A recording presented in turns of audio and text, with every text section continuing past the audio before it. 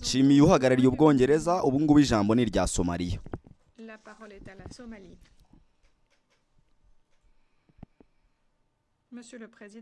Bwana Perezida, mfite icyubahiro cyo gutanga iri jambo mu izina ry'itsinda rya A3 rigizwe na Repubulika Iharanira Demokarasi ya Kongo, Liberia ndetse n'igihugu cyanjye cya Somaliya.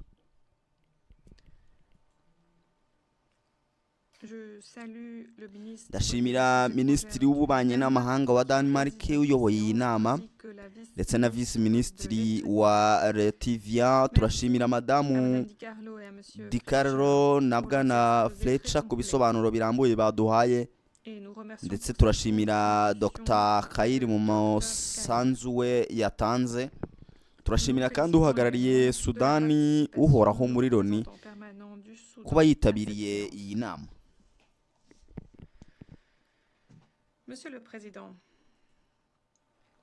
Bwana Perezida, hashize imyaka irenga 3 kuva muri iyi ntambara yangiza ibintu,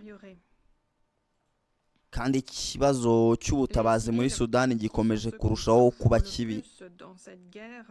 Abasivile aribo bahura n'ingaruka zikomeye kurusha abandi muri iyi ntambara batigeze bahitamo.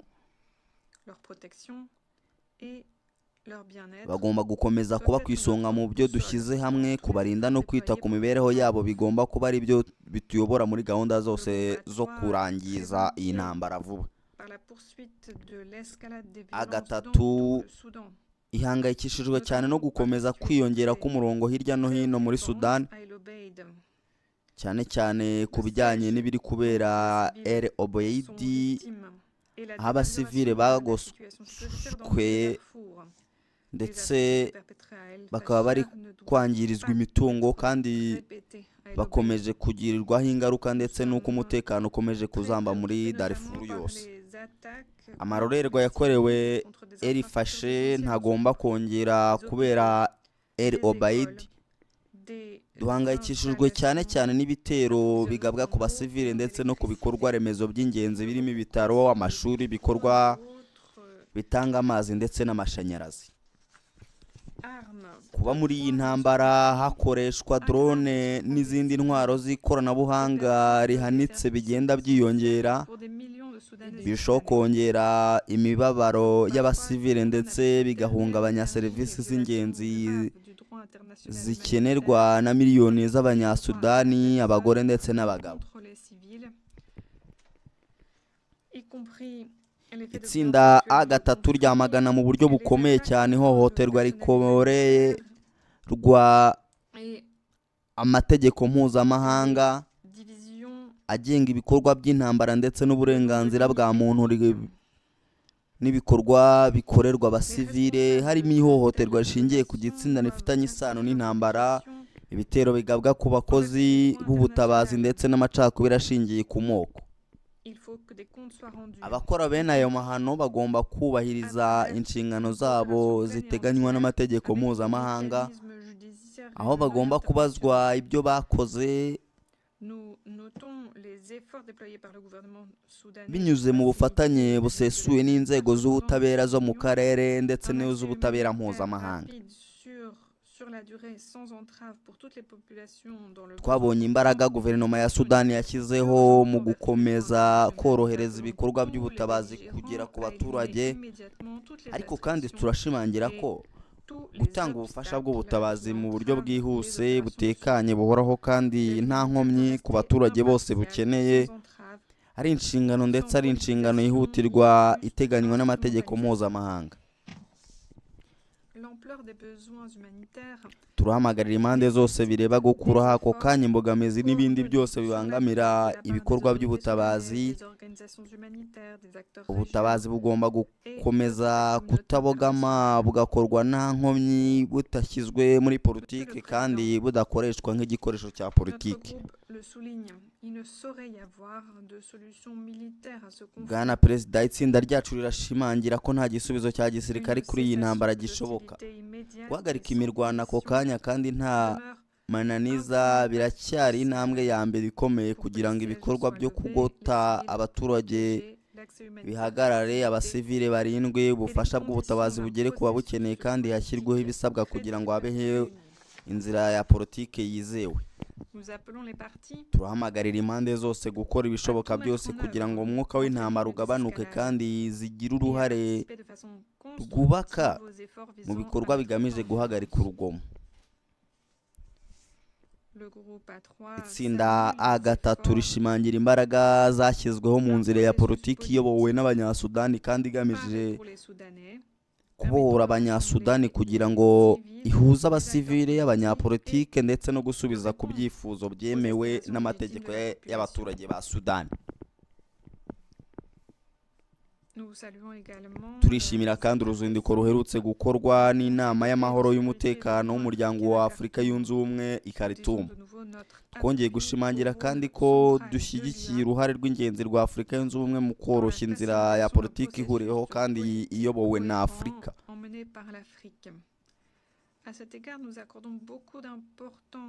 Muri urwo rwego duha agaciro gakomeye itsinda ry'ibihugu bitanu Quinte riyobowe na Afurika yunze ubumwe ndetse n'ubufatanye bwa hafi hagati ya gahunda zitandukanye zo mu karere ndetse n'iz'umuryango mpuzamahanga kugira ngo harindwe gusubirwa mu bikorwa bimwe cyangwa hashingirwe inzira imwe iganisha ku mahoro. Turashaka gushimangira imbaraga zose zigamije kugarura imikorere y'inzego za leta ndetse n'itegeko nshinga rya Sudani binyuze mu nzira ya politiki ihuza bose, aho abasivile baba ku isonga kugira ngo hashyirweho uburyo bwo kugira imiyoborere ya demokarasi yizewe kandi yemewe, ndetse amaherezo habeho amatora kugira ngo habeho uruhare rw'Abanyasudani ubwabo. Bigomba gukomeza kuba mu mutima w'iyi nzira, ariko hakabaho no kwemeza ko abagore, urubyiruko ndetse n'umuryango sosiyete sivile w'Abanyasudani ugiramo uruhare. Ubumwe, ubusugire n'ubwigenge bw'ubutaka bwa Sudani ndetse n'inzego za leta bigomba kurindwa. Inzira ya politiki igomba kwitondera no kuzirikana neza ibyifuzo byemewe n'amategeko by'abaturage. Bwana Perezida, gukomeza kwinjiza intwaro, abarwanyi b'abanyamahanga, abacancuro ndetse n'ubushobozi bwa gisirikari bugenda burushaho kuba buhambaye ntacyo bikora uretse kugera no kongera igihe intambara imara no kuyikaza, bikarangira habaye ingaruka zikomeye kandi zitewe ubwoba ku basivile. Itsinda ryacu rihangayikishijwe cyane n'uko uruhare rw'abakinnyi baturuka hanze ya Sudani rugenda rwiyongera, kuko bishobora gutuma intambara irushaho kugira isura mpuzamahanga ndetse bigatesha agaciro amahirwe yose yo kugera ku mahoro. Niyo mpamvu duhamagarira abakinnyi bose bo hanze kubahiriza byimazeyo imyanzuro ijyanye n'iki kibazo yafashwe n'inama y'umutekano ya Loni, harimo n'umwanzuro 2789 wafashwe muri 2025. Turasaba kubahiriza ubusugire n'ubumwe ubutaka bwa Sudani bukarindwa kwivanga mu bibazo byayo cyangwa kohereza intwaro, kuko ibyo birushaho gutakaza imbaraga kuri Sudani ndetse bikazamura imbaraga z'imirwano. Abantu bose bagira uruhare mu gukomeza iyi ntambara cyangwa bakarenga ku mabwiriza ya Loni abuza kohereza intwaro, baba babikoze mu buryo butaziguye cyangwa butaziguye bagomba kubibazwa hakurikijwe amategeko mpuzamahanga ndetse n'imyanzuro ijyanye n'iki kibazo y'inama y'umutekano ya Loni. Bwana Perezida, mu gihe Sudani yizihiza imyaka 70 imaze ibonye ubwigenge, tugomba kwibuka ko atari gusa akamaro k'ubumwe n'ubusugire bw'igihugu, ahubwo tunibuka inshingano dufite yo kugira uruhare mu kubaka ejo hazaza harangwa n'amahoro kandi hagizwe na bose, ku Banyasudani bose, abagore n'abagabo.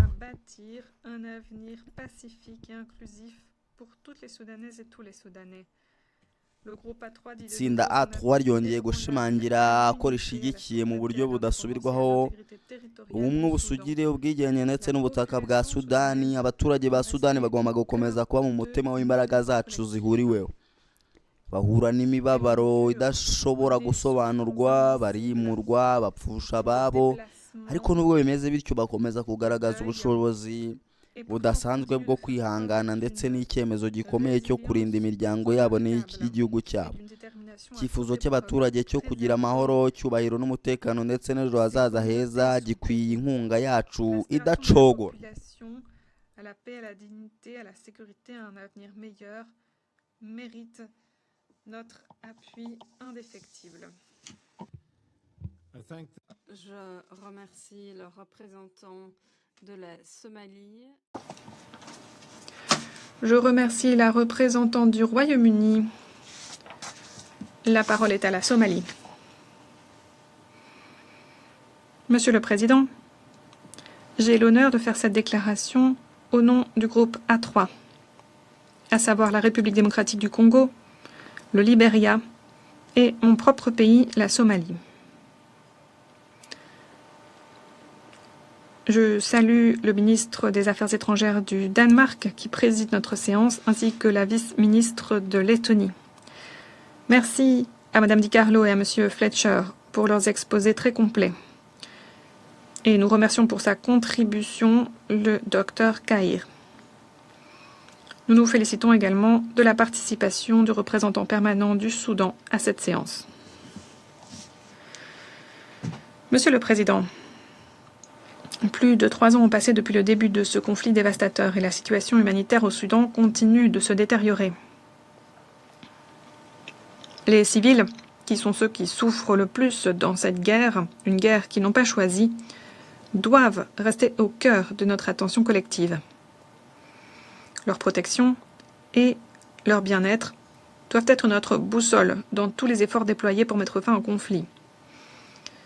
Le groupe A3 est très inquiet par la poursuite de l'escalade des violences dans tout le Soudan, notamment par la situation très préoccupante à El Obeid. Le siège dont les civils sont victimes et la détérioration de la situation sécuritaire dans tout le Darfour. Les atrocités perpétrées à El Fasher ne doivent pas être répétées à El Obeid. Nous sommes très préoccupés notamment par les attaques contre les civils et contre des infrastructures essentielles, en ce compris des hôpitaux, des écoles, des installations d'approvisionnement en eau et en électricité. Le recours croissant aux drones et autres armes de pointe dans ce conflit aggrave les souffrances des civils et perturbe des services qui sont essentiels pour des millions de Soudanaises et Soudanais.